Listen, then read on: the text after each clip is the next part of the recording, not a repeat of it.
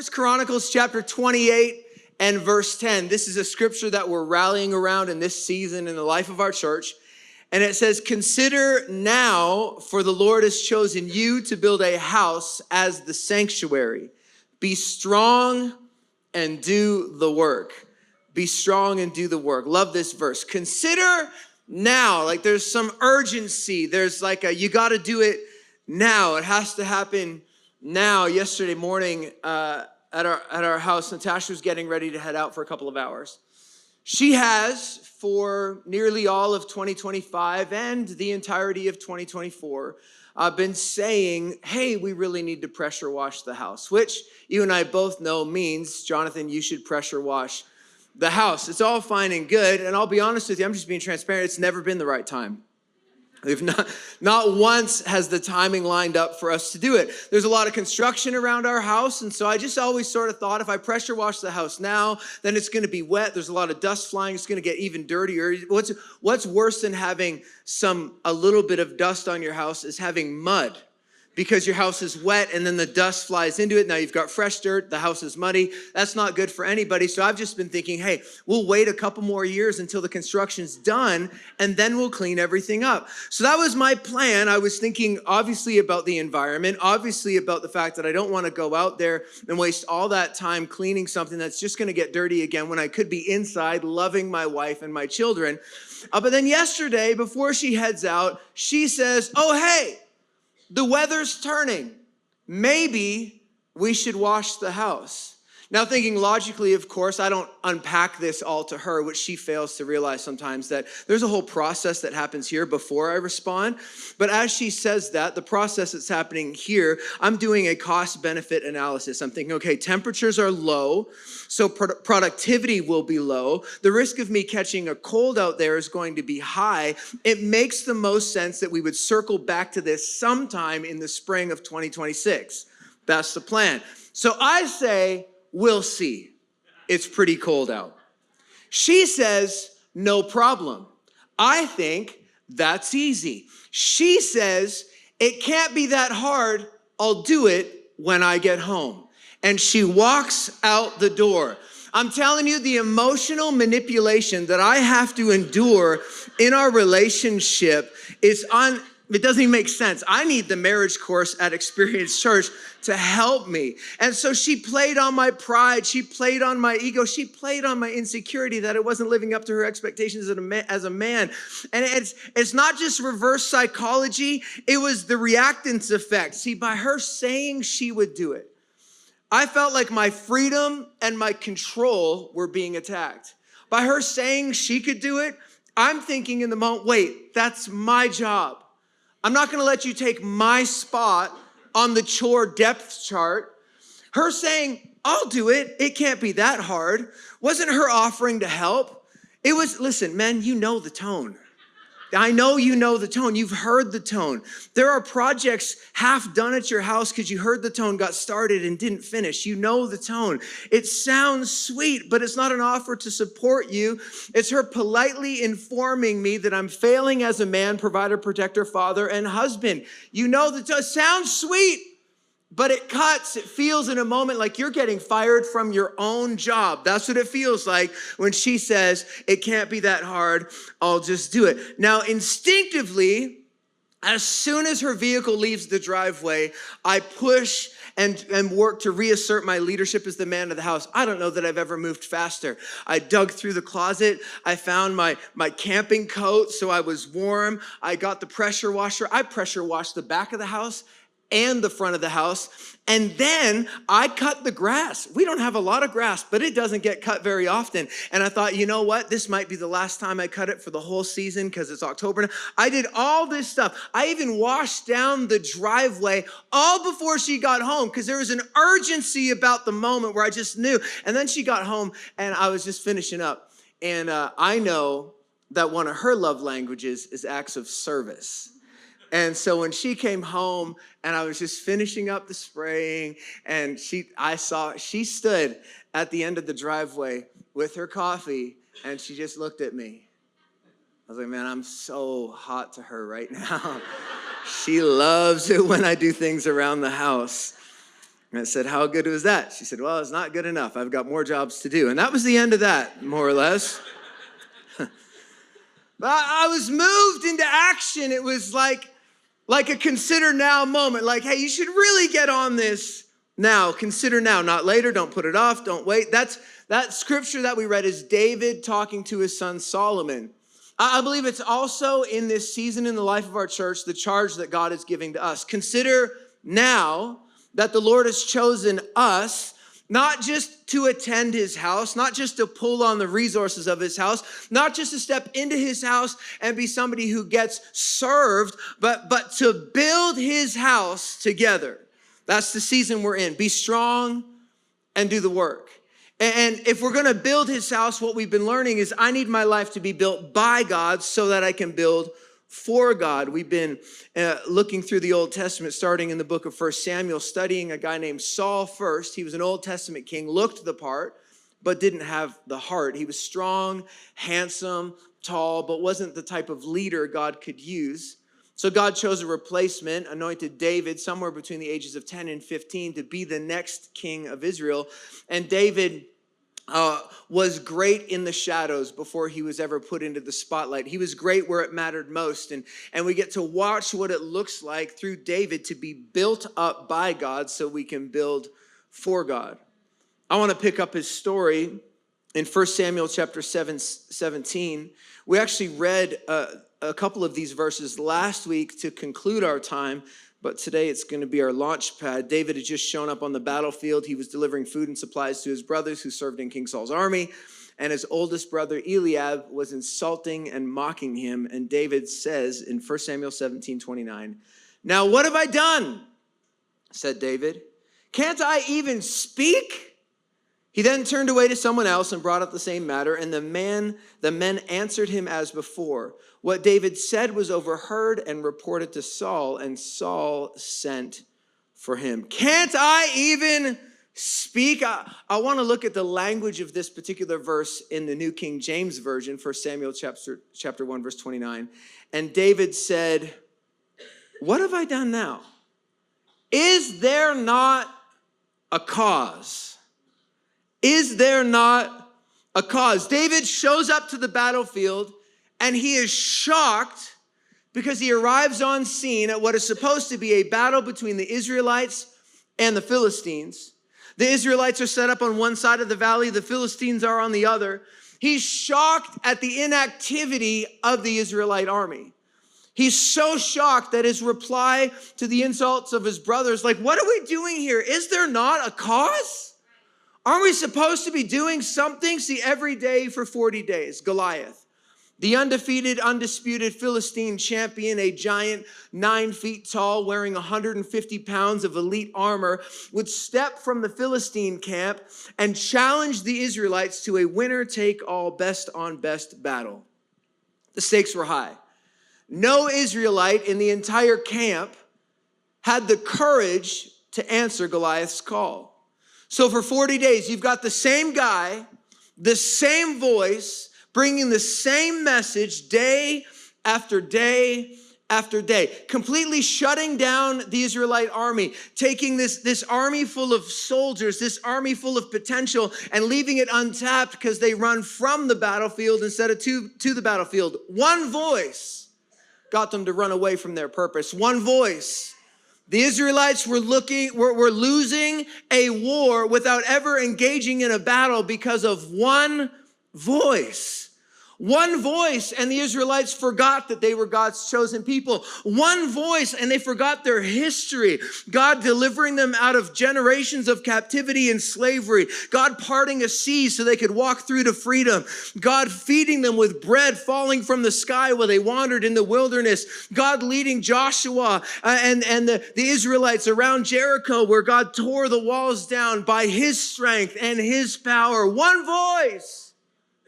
They forgot that God was the only reason they got there in the first place. One voice made them forget that God would be with them in battle, made them forget that he was their shield and their defense, that it didn't matter what armor the giant had because God was greater, stronger, and victorious. One voice.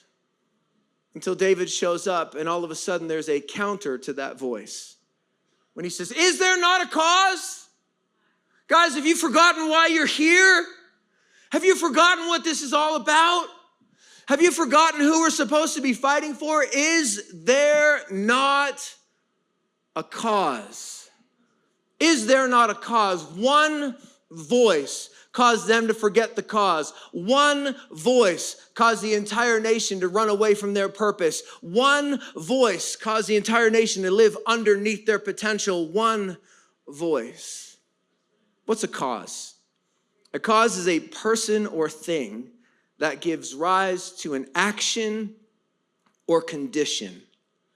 In school, when we would study it was called the principle of causation. So there'd be an action or an event that would lead to an outcome, an effect. It's cause and effect. There's this intrinsic relationship. You can't separate the two. My alarm is loud, that's the cause. I wake up, that's the effect. Yesterday morning, really crazy situation. Natasha was getting up before me, which almost never happens, but yesterday morning it did. Her alarm goes off, wakes me up, she's up, all fine and good. My alarm goes off, she's already up.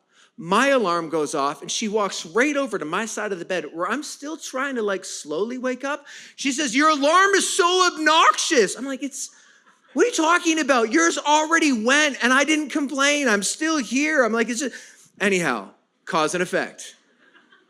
I hit the brakes on my car, that's a cause. It slows down, that's the effect. You eat pizza late at night, that's the cause. You feel like trash the next morning, that's the effect. Every effect has a cause, and every cause has an effect. Our cause matters. Us living with purpose matters. See, God is a purposeful and intentional God. Everything he does is directed towards an end. So as human beings, his creation, made in his image, we're wired for purpose and not randomness.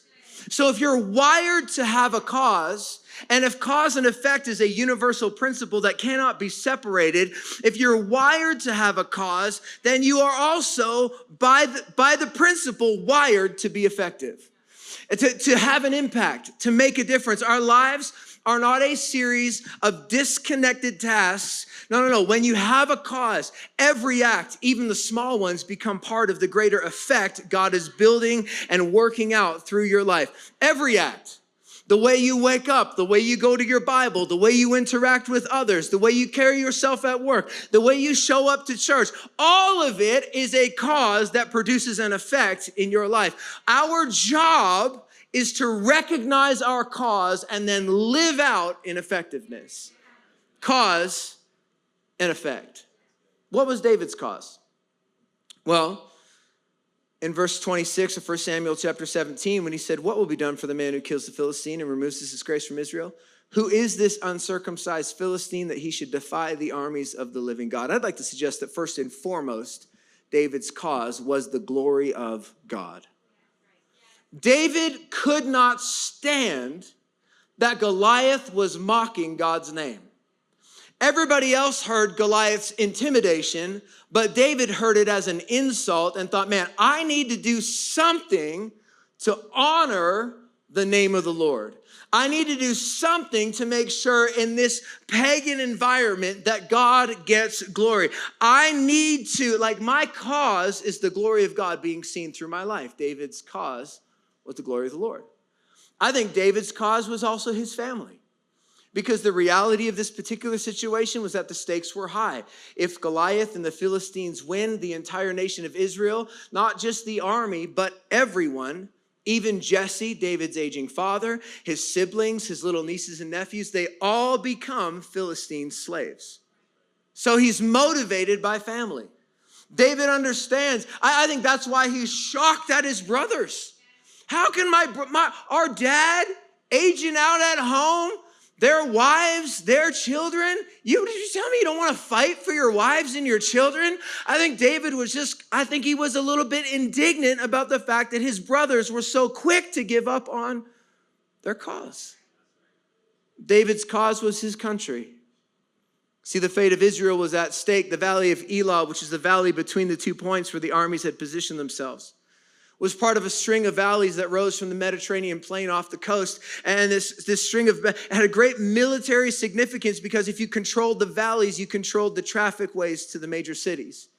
If you controlled the valleys, then you controlled Hebron and Bethlehem and Jerusalem. And so the Philistines were moving east, trying to expand their territory, wanting to grab control of these major centers. So David, his cause first and foremost is the Lord. I believe secondly is his family.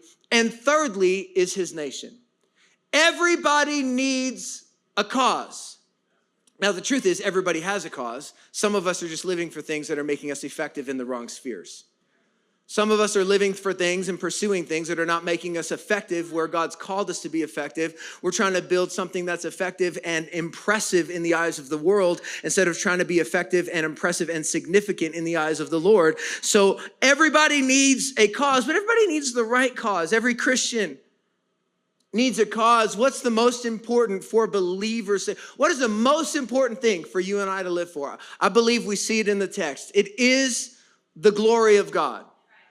And we don't need to be against people, but we should take it personally when our culture mocks the God we've chosen to give our lives to. We should take it personally when it seems as though there is an attack on our faith. We should take it personally when it's flaunted in the streets, quite literally, ridicule of God and mockery of God and blasphemy. We should take it personally. Because if my whole existence is anchored to my belief in God as the supreme creator of the world, the one who holds everything in his hand, and somebody mocks that, I should be bothered by that mockery. And so I'm not going to be upset and wage war against a person, but I will wage war against the principalities and powers that mock God in front of my face. We don't have the liberty of just sitting back and saying, well, it doesn't really matter. I've got my belief in. No. We should be motivated by God's glory. We should be motivated in how every decision and every move that we make and every decision that we make, understand, you can choose to give God glory through every moment of your life. And every time you choose to give God glory, you're not giving the world glory. We're not giving the devil glory. We're not giving the enemy glory. And so while it might think, I can't change policy, I can't shift the whole culture on my own, how about you just shift the culture of your office? How about you just shift the culture of your classroom? How about you just shift the culture in your home? How about you shift the culture on your street? Because I'm telling you, one Christian at a time, choosing that my cause is to represent his glory. One Christian at a time, you start to stack glory in one address on top of glory in another address, on top of glory in another building, on top of glory in another classroom, in another institution. Guess what? He starts to get glory in our culture. We should be motivated by the cause of God's glory. I think we also need to be motivated, and that's got to be first. Any cause that motivates you more than the cause of God's glory becomes idolatry. So you have to keep that one at the top. But that doesn't mean there aren't some other ones that are also necessary. I believe David fighting for his family should be a reminder to us today, especially to the men in the room. The cause of family matters. We want to give ourselves to family. And listen, maybe you don't have a spouse and you don't have kids. Give yourself to the cause of God's family then. Find a family and say, I'm going to invest in the next generation. Listen, family's worth the fight. Marriage is worth the fight. The next generation's worth the fight. I love in Nehemiah chapter 4, verse 14. I don't think I gave them the scripture. That's okay. Nehemiah steps up and he says, they're facing a similar situation. There's battle, there's opposition. He says, do not be afraid. Remember the Lord who's great and awesome, and fight for your families, your sons, your daughters, your wives, and your homes. We should have a cause that is connected to family. David fights for his nation. And I know this isn't necessarily popular, but I do believe we should have a cause motivated for our nation. Our faith should inform our politics.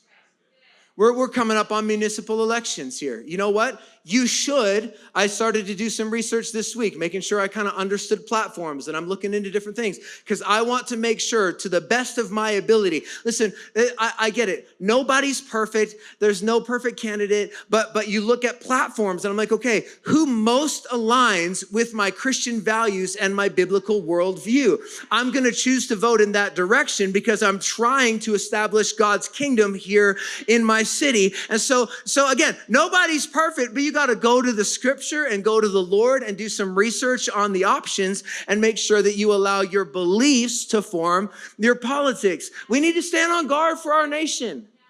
We need to pray and believe for God to continue to move in our nation. Christians should care about their nations. Now, the danger with a cause is that too many people live without one or live with the wrong one. An author, Michael Hyatt, says, when you lose your why, your cause, you lose your way. It's easy to do because there are a lot of causes screaming for our attention. There are a lot of causes trying to grab at your time, but there is nothing like God, family, and country. I heard a tragic testimony recently of a man who lost focus. In talking about his life, he said, somewhere along the line, in sharing his testimony, he started prioritizing worldly things, empty things.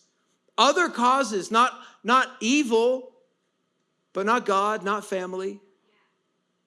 He started to prioritize things above his kids and his spouse, got caught up in success, lost his marriage, damaged his relationship with his kids.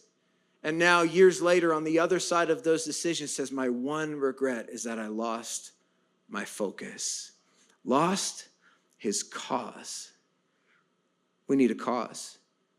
In verse 32, 1 Samuel chapter 17, David said to Saul, let no one lose heart on account of this Philistine. Your servant will go and fight for him. Listen, your cause is what produces your courage. Your cause will unlock courage. David approaches King Saul, and he's very diplomatic about it. Do not lose heart. Don't let your heart fail. When David gets to the king, he finds Saul, a king, not being very kingly. A king who's supposed to be leading is running. A king who should be stepping up to the battlefield is stepping away. What good is it to look like a king if you can't live like a king? What good is it to look the part if you don't have the heart? See, Saul had lost his why. Saul had lost his way. The only reason you run, the way was to battle. He was running from battle is because his why had become selfish, self-serving, and about self-preservation. It was about him. He forgot who he was fighting for. He forgot why he was there in the first place. And Saul, what we're witnessing is heart failure. He's lost his courage. His heart's failed. Now, to have courage is to stand without compromise. Physically in this moment, in this particular battle, it would be to step to the front lines and take on Goliath, to respond to his challenge. In the ancient world, courage was a priority of education. It was one of the top learning objectives because they knew that you needed courage to survive. I mean, it was a different time. It was a different day. It was in a culture where there was plagues and marauding armies and conflict and insecurity. Most kids, about 50% of children, didn't even live to see adulthood. You needed courage in ancient times. They needed courage daily. And so do we, although it looks different today. Because see, any form of courage, not just in physical conflict, requires that we stand firm. It requires that we do the right thing. It requires that we choose the right thing, the unselfish thing. Courage is doing the right thing regardless of the danger and consequences. It's doing the right thing despite fear. Now, our fears are different than David's fears and the Israelites' fears. Our fears are different today than they were in the ancient world. Our fears are different. We might fear losing face. We might fear being alone. We might fear not having enough. For Saul, one of his greatest fears was humiliation. Several years after this point, Saul would still be king and he would be leading the Israelites in battle, and the battle would go poorly. It would take a turn. Clearly, the Israelites were about to lose. And it was thought to be an act of honor for a king to fall on his sword. But this is such a picture of how Saul's selfishness ruined his life, because it was an extreme act of cowardice. The reason Saul fell on his sword because he didn't want to be captured. He didn't want to admit defeat. He didn't want to be humiliated. Listen, the essence of courage is that you face your fears and do the right thing. It could be, for somebody in the room, admitting you're wrong to your spouse. It could be forgiving someone. It could be standing on Christian principles at work with your family. It could be admitting you have weakness. It could be a step of vulnerability in your small group. Doing the right thing, the unselfish thing, no matter what. As a parent, for some, having courage could simply be saying no to your kids. Some parents are so fearful of being unloved that they just let their kids do whatever they want. You're not actually helping them. You got to be okay doing the right thing. See, our fears cause us to look inward. They make us self-absorbed.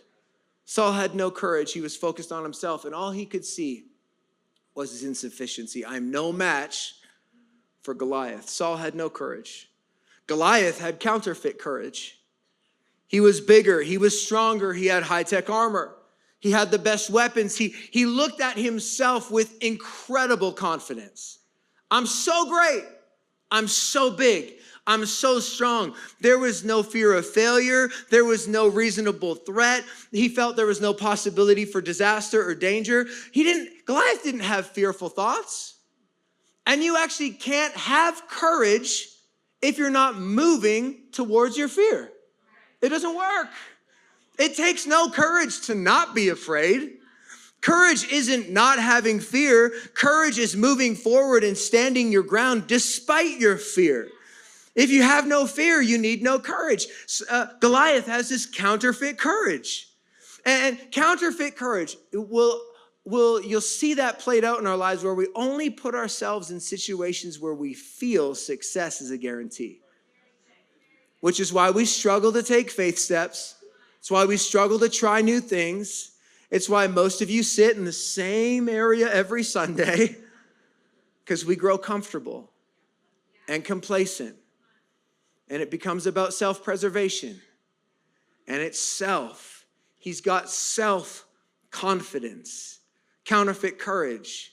I'm only going to do the things where I've got confidence in my ability. I'm good. I'm safe because of what I have.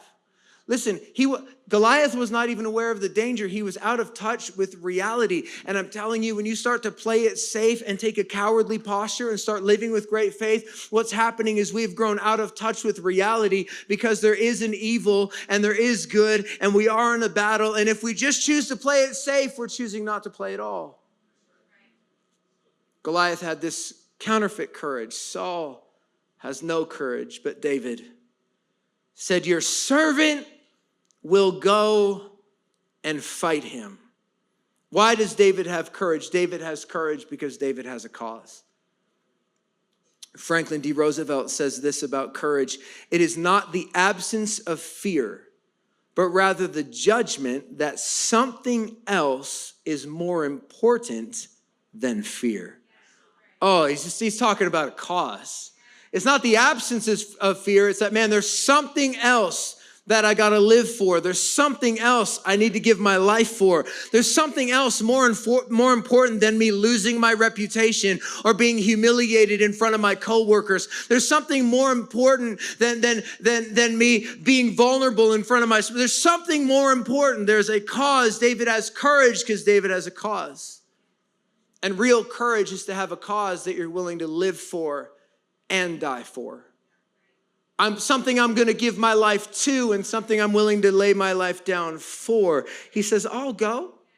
You better believe David was aware of the danger. He knew. But he had a cause. And the right cause will overwhelm your fear. The right cause will push aside your objections. Real courage stands firm. Real courage does it scared. Real courage does it shaking. Real courage does it unsure. But you do the right thing anyways. We need more real courage. David has courage. Unlike Saul, who had none. And unlike Goliath, David's courage wasn't counterfeit. It wasn't self-confident courage, it was God-confident. Because Saul replied to him in verse 33, you're not able to go out against the Philistine and fight him. You're only a young man. And he's been a warrior from his youth. David isn't in the pasture with the sheep anymore. He's not talking with his brothers in the army camp. No, he's standing before the king. An opportunity, an open door. But it's interesting, with every opportunity becomes a new opposition. I heard, it's like a cheesy church line, but I've heard it said before that new levels bring new devils. And as I was thinking about that, I thought, you know what? I actually don't think that's right. Because I think new levels just bring the same devil over and over and over. See, listen, the devil doesn't have a lot of tricks. He doesn't have 101 different ways to try and ruin your destiny and rob you of God's purpose and keep you stuck in your issues. He's the father of lies. That's all he does, one trick. And he'll lie about who you are, and he'll lie about who God is. That's what messed things up in the Garden of Eden. That's why the soldiers were confused. Every time Goliath stepped out on the battlefield, it was a lie. It was a voice, and the voice might change, but the source of the lie is always the same. Sometimes the lie is in your head. David, just a young kid watching his sheep. I wonder if there were lies that played over in his head when he realized his dad didn't even consider him worthy of bringing in from the pasture to the house to meet the prophet that day. Overlooked and uninvited. There are lies in your head. Then there's the lies that Eliab, his brother, different sound, same source. You're unknown, unwanted, unqualified. Now he stands before the king. The voice is different again, but the source remains the same. You're not able to do it. You can't. You can't do it. Same source, same lie. I wonder, what has the devil been telling you that you can't do, and it's caused you to take a cowardly posture instead of a courageous posture? I wonder what the devil, that one voice, has been saying to you that's kept you frozen in fear instead of allowing the cause of Christ to rise up so strong inside of you that you'll step anyways and you'll step scared. I wonder if the voice has been telling you, you don't have to apologize. You're not able to forgive. You can't really heal from that. You'll never be able to move on from what's happened to you. You're not going to be able to let that go. You'll never break that habit. You're not going to make it. You'll never be good enough. You're not able to love. Your heart is so broken and shattered that I wonder what the voice has been saying to you. And the voice isn't just going to lie that. The voice is going to follow it up with a reason. So he says, you're not able to do it because you're young.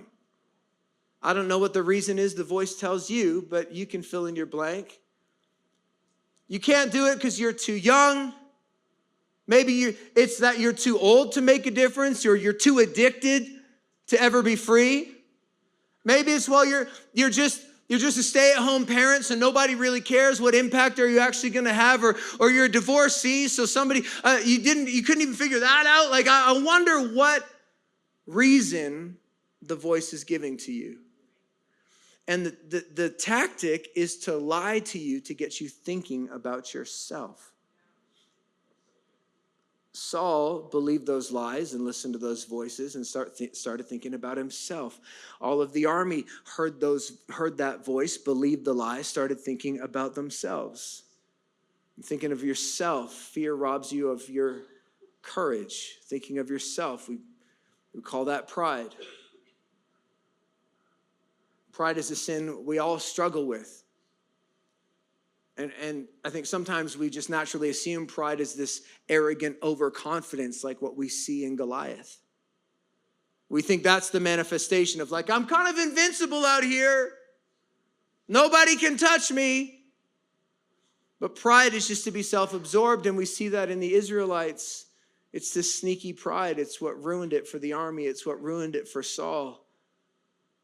It wasn't because of their overconfidence, it's because they just couldn't stop thinking about them. And the most dangerous form of pride doesn't show up in your arrogance and confidence. It actually masquerades in our insecurities. So a lot of us think, pride's not an issue for me. I don't think I'm capable of anything. That's actually pride. Disguises itself that I'm not good enough. I can't do it. I'm not able. The problem is that Saul wasn't actually lying. David was young. And this is where you have to expose what the real lie is. Because see, when you hear the voice in your head and when you hear the sound from the source, when you hear different things about yourself, and we all have insecurities that try and play on us. When David hears, you're just young, the problem is that it's true. So the lie isn't in the information.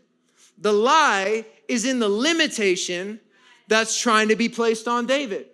But then verse 34 says, but David said this. Man, I love a good conjunction because it contrasts what's already been mentioned with something else. So where Saul says David isn't able, David says, but David said to Saul, your servant has been keeping his father's sheep. When a lion or bear came and carried off sheep from the flock, I went after it, struck it, and rescued the sheep from its mouth. When it turned on me, listen, things will take a turn. You thought it was running, but then it turned.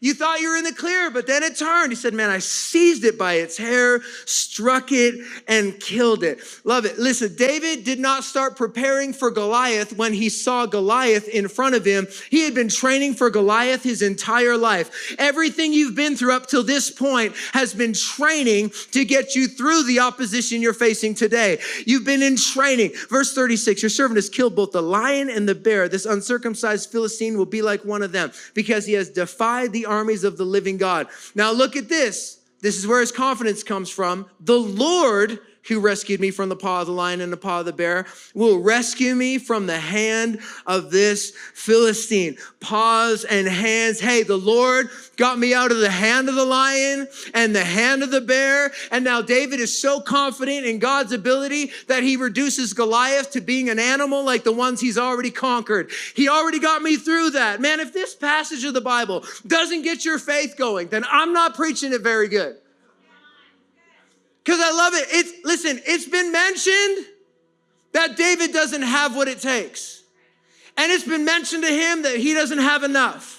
And maybe it's been mentioned to you that you're unable to change and nothing will shift. Or it's been mentioned that you're only weak or you're only flawed. But please don't believe what's mentioned. It's a lie about your limitations. And God is not limited by my perceived limits or the limits somebody else tries to put on me. Where I hit my limit, God just gets going. And so we've got to come to this place. I'm not confident in me.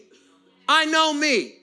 But I'm confident that when Jonathan hits his limit, God takes over. And David's able to throw it back to past experience and say, man, he rescued me before, he's going to rescue me again. He delivered me before, he's going to deliver me again. Listen, you can have courage today because if he's healed before, he'll heal again. Courage, there's a pattern here that if he's provided before, he'll provide again. If he's set somebody free before, he'll do it again. We need to start embracing the supernatural reality of God's power and ability to supersede what we see in front of us.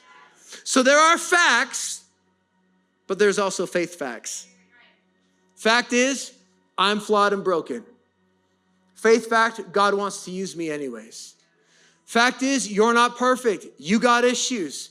If we went through every row of this church and started to take some time to unpack all of our issues, we'd be here for months.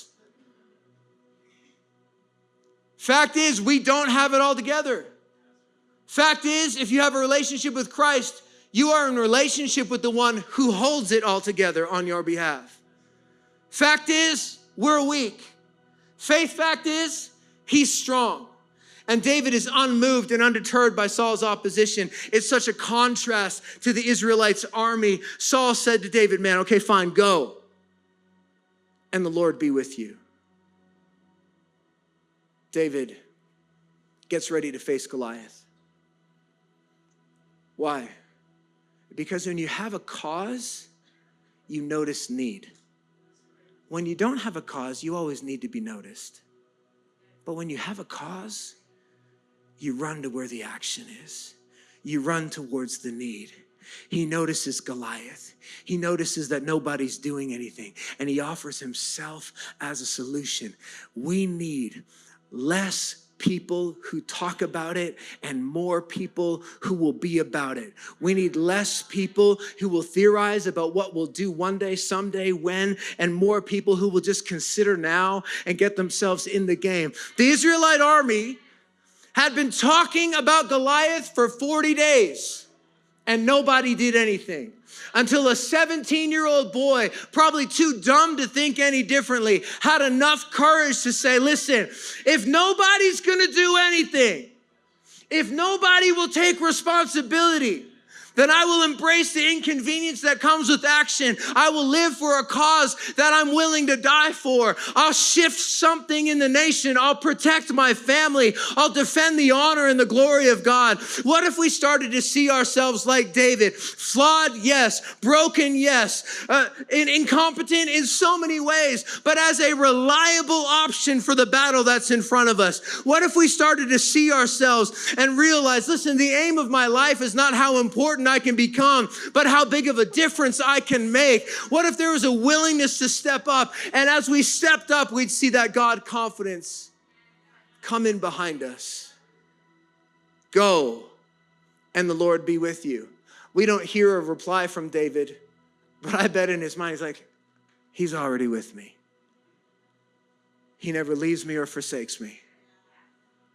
Listen, I'm telling you, there is a cause worth living for. And more important today, there's a cause worth dying for. Dying to my ambition every day. Dying to my preferences every day. Dying to the opinions of other people every day. Jesus is the greater David. He's the only one who lived, died, lived again forever. He noticed the need, compelled by love for us. We got to see it. Listen, Jesus knew exactly what he came for.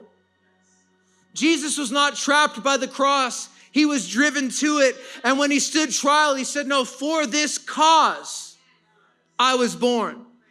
And the cause of Christ was not comfort.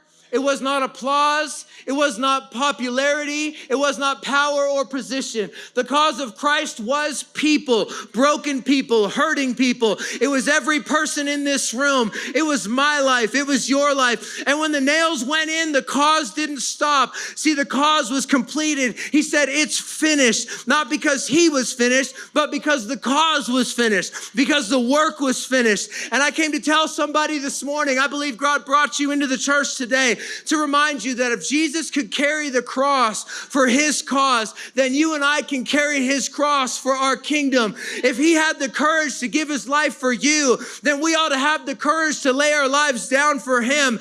And just because his cause was finished, that moved into effect the saving power of Christ that gives each one of us the chance at redemption, freedom, life, and purpose.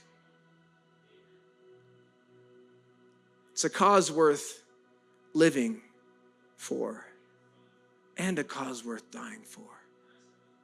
Is there no cause? There is a cause. You were his, and now he wants him to be yours. You were Christ's cause, and I say, man, I died for you. Would you live for me? I'm going to ask everybody to stand up. Without leaving, we bow our heads, close our eyes. There is a cause in front of us. A moment in time, an opportunity to be seized. Consider now. God, would you reorient the causes of our hearts even in this moment? God, where we have placed other causes above your glory, God, would you help things to fall into alignment? Would you speak to us, Holy Spirit? And help us reorient even now, God, away from selfish ambition, away from self-preservation. God, we're living for you.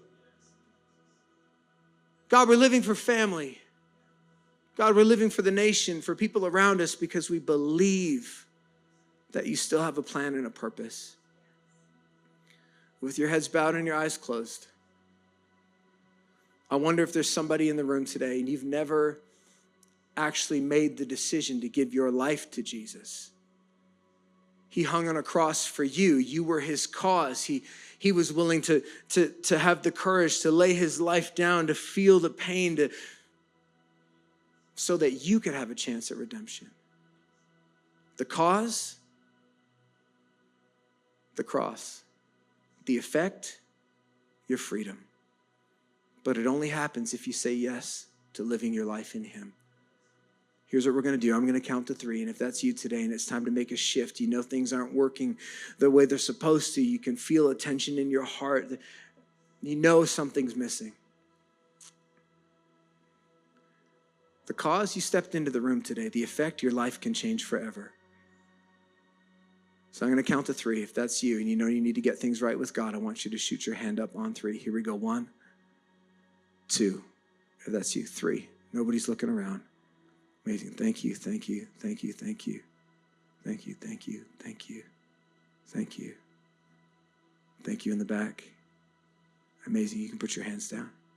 If you raised a hand today or made a decision in your heart, I'm going to ask you to repeat this prayer after me. EC, I'm going to ask you to pray it with me. Say, Jesus, I need you. I can't do life without you. Come into my heart. Forgive me my sins. I trust you with my future. Amen.